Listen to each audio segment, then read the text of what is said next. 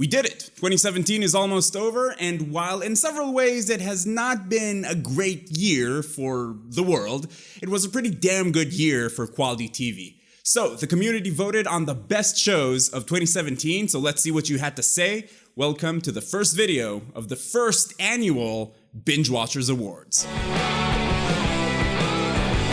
Welcome to Binge Watchers, where we talk about the stories and characters we love and the shows they live in. My name is Ron, and let's talk about the best new shows of 2017. So today we're only talking about shows that had their season 1 in 2017 as voted by you, the Binge Watchers community. There were only 2 categories, first year, so keeping it simple, new shows and ongoing shows. The next video is going to be all about ongoing shows, and the one after that is going to be about my personal favorites.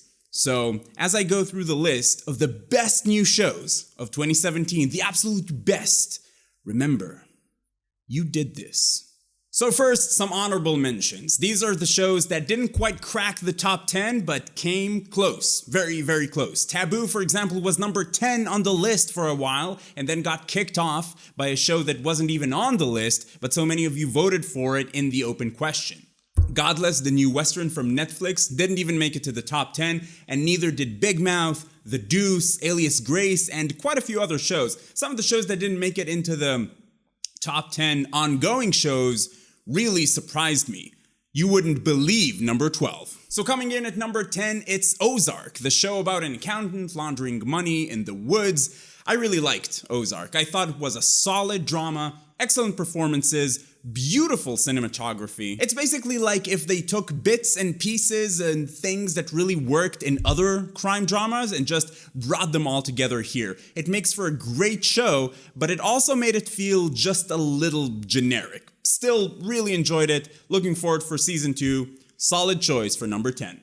Number 9 was Big Little Lies. I actually haven't watched this one yet. It's on my list. My wife watched it and absolutely loved it. I'll definitely get around to it soon, but this is a little embarrassing. So all I can offer you is the first description I get off Google. Big Little Lies weaves a darkly comedic tale of murder and mischief in the tranquil beachfront town of Monterey, California. Amidst doting moms, successful husbands, beautiful children, and stunning homes, exists a community fueled by rumors and divided into haves and have-nots, exposing fractured relationships between husbands and wives, parents and children, and friends and neighbors. This looks great. I'm totally gonna watch it. Moving on to number 8, which was American Vandal. I absolutely loved American Vandal. If you watched Making a Murderer, and especially if you listened to Serial or S-Town, this show will be an absolute pleasure to watch. It's a satire of the whole true crime genre.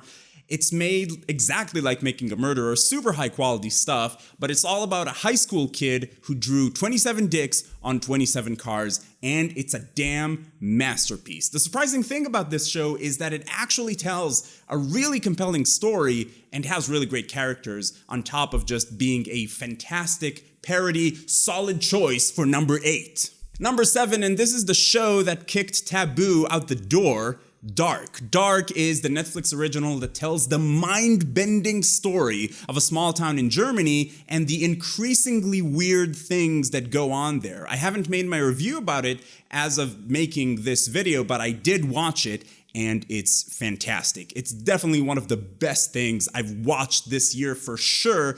So I would say it very much earned a place on this list. I do not even know where my brain is after watching this show. My recommendation is just go watch it. Don't read about it. I will make a review about it, but you don't need it. Just watch this amazing show. Number 6, I have to say I didn't quite see this one coming. American Gods. I'm a huge fan of Neil Gaiman and the American Gods book. I thought the show was okay. I didn't love it. I thought they made some really weird choices with where they chose to spend their time, and just generally how slow the show progressed. I know they want to draw this out, but there's so much of this book to use. I thought they made some really strange choices, but still, it was a beautiful show. I'll definitely be watching it when it comes back. I probably wouldn't have put it this high on the list, but it's not my list. Now is it? Number 5 is a show that I feel did a better job at adapting its really weird source material, Legion. Legion feels very different from other comic book shows, even with the branching out of comic book show space, it stands out. Partly because it doesn't really feel like a comic book show, it feels like a show about mental health and this deeply disturbed person just trying to make sense of the things he can do. The show looks amazing, it can be a little all over the place from time to time, but definitely worth watching just for how unique it feels. At first, I thought this show was being random and crazy just for the sake of it, but it grew on me, and it's just done in a beautiful artistic way, and that's all I have to say about it. Okay, we're just gonna take a little break here. Number 4, are you ready? Are you excited? Guess what show this is. If you guessed it right, you get 13 points, 1 for every reason why. Did you get it? It's Iron Fist. No, it's not Iron Fist. Iron Fist is not on this list because it was terrible, but 13 Reasons Why wasn't terrible. I thought it was a solid show, and it tells an interesting story. It tries to send an important message, but ultimately I do feel that they kind of over-romanticize suicide, to the point that I probably wouldn't show this to any teenager. And while I thought that the show itself was good, and the performances, especially with Clay and Hannah's characters, were great, and the show does sort of a good job telling a difficult story, it's less likely that a high school douchebag will watch it and think, you know what, I'm gonna stop being a dick. And it's more likely that a depressed, sensitive, impressionable girl, much like the show's main character, will watch it and sympathize, and not in a good way. So it's a good and important show for mentally stable adults. My full thoughts about it in the review I made for it when it came out. All right, we made it to the top 3. Are you ready? You look ready. Number 3 is The Handmaid's Tale. How is this not number 1? This is maybe my favorite show of 2017, and my wife actually said that she thought it was better than the book. It tells the story of America in the not-so-distant future where a plague of infertility creates a situation where only a small group of women can still get pregnant. And this religious regime has taken over, and now these women are assigned to the houses of powerful men as handmaids, where they are expected to make babies with those powerful men. This show is damn near perfect. I get chills just talking about it. The whiskey might have something to do with it too, but amazing show. Go watch it. Use your face to do it. Also, please watch my review for it. You don't have to, but please do that. But this is one of those shows where you watch it and it almost feels too real. And Elizabeth Moss gets the Binge Watchers Amazing Performance Award that I just made up. Okay, we're getting close. Number 2 was Mindhunter, the fantastic show about the birth of serial killer profiling in the FBI. This show follows the guy from Glee. He's great. He hunts all the minds. He hunts them down. He has his mind-hunting rifle. No, they interview serial killers and they try to understand how their minds work. And then they try to use those insights to solve crimes. And it's just one of those shows that can take a conversation and make it just as thrilling, or more thrilling and suspenseful from like an action scene or a chase or a fight. It's great. I love this show. I give it 3 sips for top 3.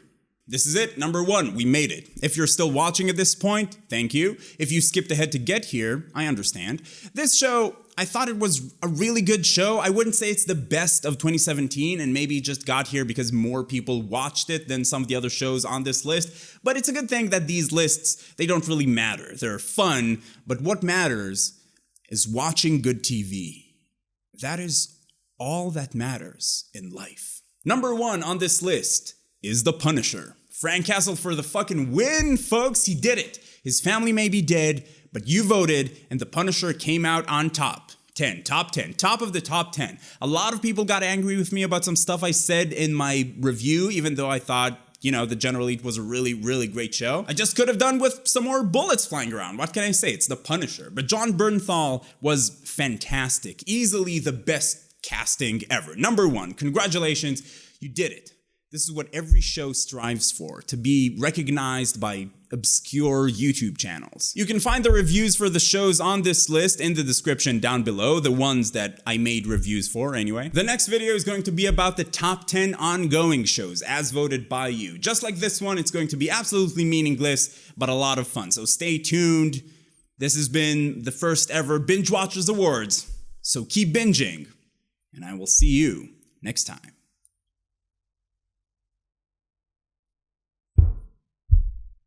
Go watch some TV or something.